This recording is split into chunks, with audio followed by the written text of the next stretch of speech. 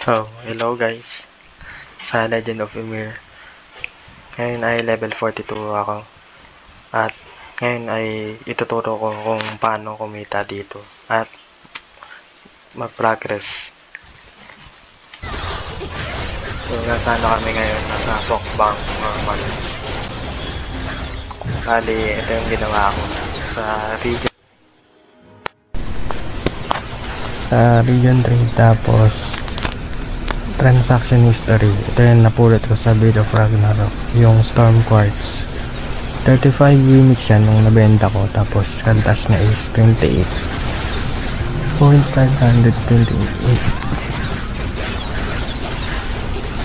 Bali may kantas yun, ito papakita ko ulit. And 35 naging 28.528 siya.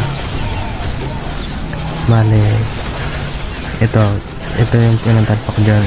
Land Celebration Gift, Valhala's Warrior 2, Valhala's Warrior 1, at Valhala's Warrior 3. Tapos, ayun. Nakakuha ko ng Legend Valkyrie. Ayan o, Legend Destroy. Dati kasi, sa Skull ang ginawa ko. Skull. So, dati character ko, Skull. Eh, nakakuha ko ng hindi ko na ng Archer. Ito. Hindi ko na siya, ito na. Kinonsume ko na, hindi ko na siya ni-replace na pang Skull. Kasi, Archer lang naman din ako dati sa Mirror 4 at NC. Kaya, bali, after nun, kalahati is, natira na lang 7 minutes. Bali, yan ang kasa. Kumikita talaga dito pagka masipag lang mag-grind. Bali ngayon level 42 na.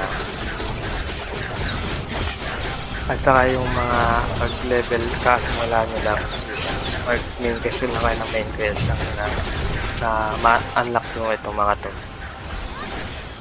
Sa Valhalla, Temple of Chaos, Pokebang, para mas madaming XP kayo makuha. Saka Amber. So yun lang. Sa ngayon ito, in-over up ko itong mga Dire MVP. Ito na, pas 11 na.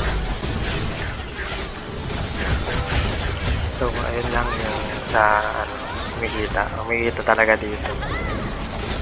Ikaw nasa sayo na kung gagamitin mo kung for progress or kalahating cash out, kalahating progress. Nasa discard mo na.